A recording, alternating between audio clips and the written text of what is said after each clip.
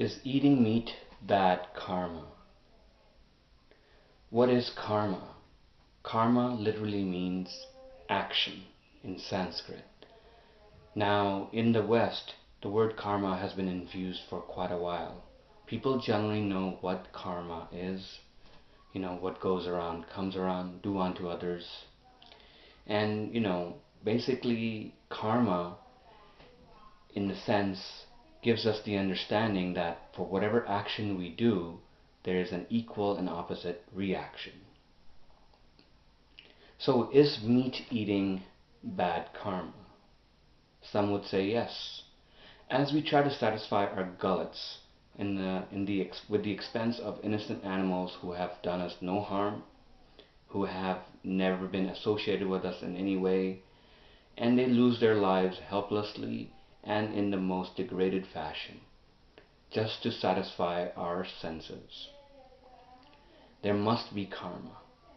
For treating the animals the way we do, how can there not be karma? Karma affects us in every way we can think of. Karma, or bad karma, in this case, lacks compassion. We can see how our society is by the way we interact with each other, even as human beings.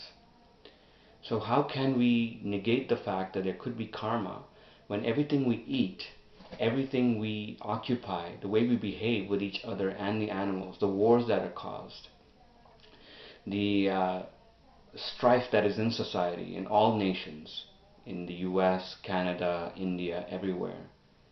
There must be a reason for that. And one of the main reasons is that the way we treat our fellow animals, our fellow citizens. So karma literally means action and the reaction from that particular action. Newton's law. For every action there's an opposite and equal reaction. When we eat meat, we have to first understand, where does this meat come from? It just doesn't pop up in our plate or in some grocery store, frozen food aisle. No, there's a vast amount of effort put in these products that have been fed to you, and that affects our consciousness. When an animal is being butchered or killed, it has feelings, it has emotions, it has anxieties, it has fears, and those fears are going into that food substance that you consume. And when you consume that food substance, you develop that consciousness, and thus you are affected by that way of thinking.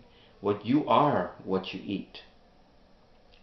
Now, when we eat animals, we are not having them live out their lives the way they're meant to.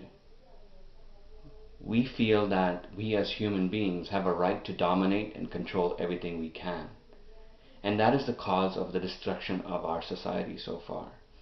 There's wars, violence everywhere, upheaval.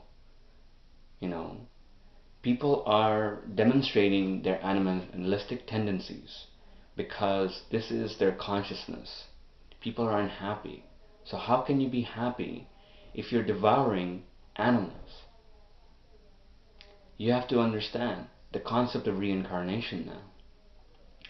When we hurt a living being, any living being, whether human being or animal, we have to come back and repay that debt. So when we kill an animal, when we make it suffer, we, what essentially do is that we cause ourselves to create that karma, and thus we have to come back to repay that debt to that animal. So we have to work on the process of compassionism. Compassionism means to not harm any living being to the most of our extent. Yes, we may walk on ants, we may hurt, even vegetarians. People may say, well, isn't eating vegetables bad karma too? We are hurting them. But the fact that the vegetarian or the vegetables or the plants don't have a central nervous system causes them to not feel as much as pain as the animals do. And there's a vast difference between cutting the head off a cow or chicken or a goat or a pig and that of pulling a vegetable or a plant off the ground. There's a vast difference. So when we create this kind of atmosphere in our society, in our consciousness, we exhibit that by how we treat each other. We should focus more on our relations with our fellow citizens. The animals are also our fellow citizens, yes, and they have every right, as we do, to live and be peaceful and be happy. We have no right to dominate them. So yes, there is bad karma for eating meat.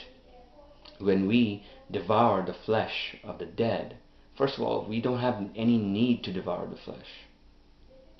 We don't have any need to eat helpless little animals who have done us no harm. And yet we pride on ourselves on taking our dogs for a walk, having goldfish, having a cat. Why can't we eat those? There would be an uproar, especially in the West. If someone were to eat their dog or someone's dog got eaten, it's unheard of. But why the hypocrisy? Why can we eat chickens or pigs or dogs, or cows, but not dogs? Why not cats? Where are the boundaries? Who sets the lines? Man's best friend?